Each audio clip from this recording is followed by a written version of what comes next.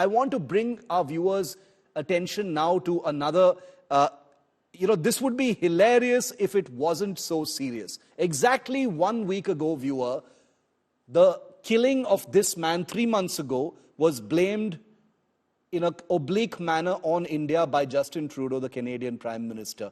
Now it emerges that while Canada has been trying to point a finger at India through its beleaguered Prime Minister Justin Trudeau, the investigation into the killing of terrorist Hardeep Singh Nijjar is perhaps one of the most historically botched criminal investigations in not just Canadian history, but police history everywhere in the world. This is not us saying it. This is the Western media, the Canadian media, that is making an absolute fool of Canada in terms of how they have covered this story. Take a look at how this investigation has completely gone off the tracks. And maybe Canada and Trudeau are trying to use India to cover up for those failures.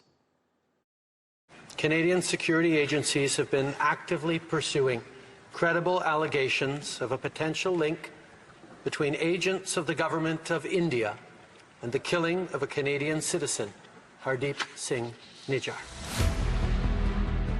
An allegation that India vehemently rejected from the very beginning.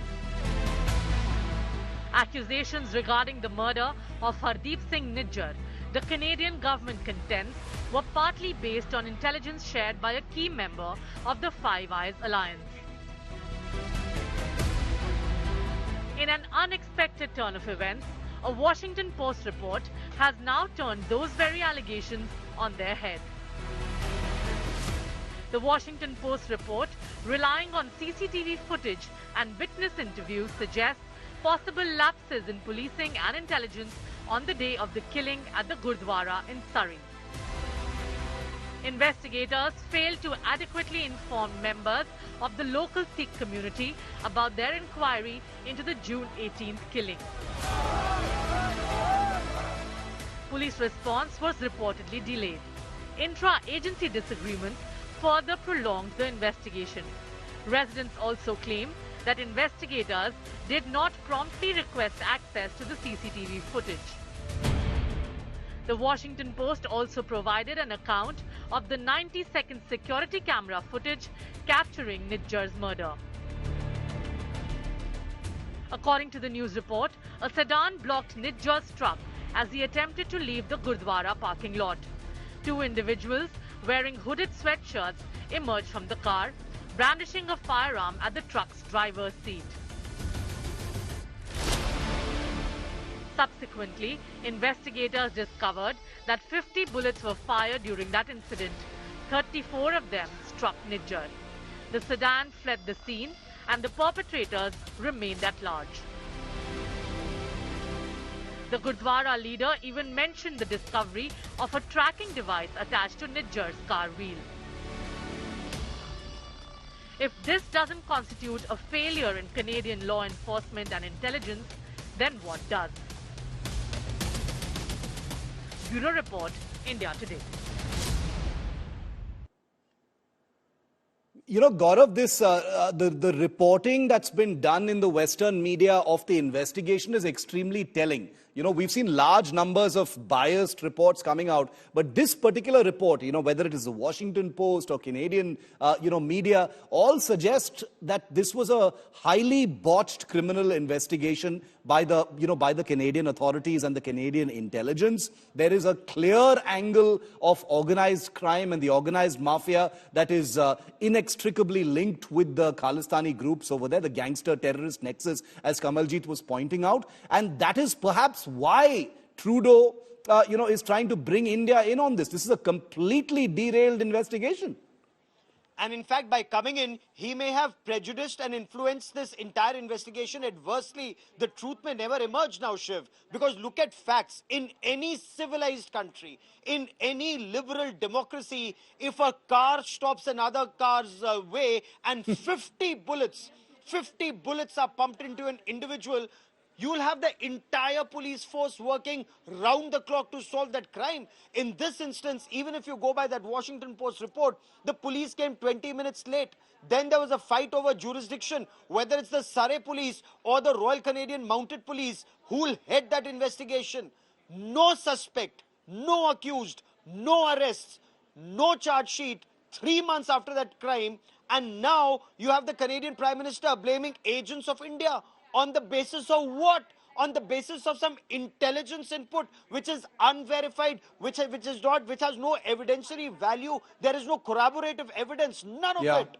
It just goes on to show that this case, there is much more to it than meets the eye. The role of Canada, and Shiv, if I may, the role of some Americans is also suspect. The manner in which, it's almost like trying to create some kind of pressure on India to put India on the back foot on Nijjar's killing. Canadian Sikhs staged this very small protest outside India's diplomatic missions in Canada. Like I said at the beginning of this show, a telling effect of Indian actions. The protest by Khalistanis was supposed to be a big show of strength, turned out to be an absolute flop show. Take a look at Anisha sent us this report. It was supposed to be a show of strength. Instead, the protest by Khalistanis across Canada on Monday ended up exposing the secessionist movement's waning popular support. In Ottawa, fewer than 100 people gathered with yellow flags with Khalistani prints. About 75 people rallied outside the Consul General of India in downtown Vancouver. Toronto saw a few protesters symbolically expressing their discontent. The anti-India protests amidst the diplomatic war between India and Canada over the killing of Khalistani terrorist Hardeep Singh Nijjar fizzled out. Canadian authorities seem to be taking the protest itself very seriously with the massive police presence here. The actual number of protesters here is just about 4 or 5 people who are at the moment, as you can see in the visuals, surrounded by media persons who are asking them questions. There is more police and media than any protesters. I'm outside the Indian consulate in Vancouver, and as you can see, protesters of the Khalistani movement have gathered there. In fact, the numbers are not as expected, but they have gathered here. As diplomatic tensions rise, Canada has updated travel advisory for its citizens in India, asking them to stay vigilant and exercise caution in the context of recent developments. The political class in Canada are wary of a prolonged standoff. India Today spoke to former Liberal MP Ramesh Sangha, who called on both governments to sit together and find a solution.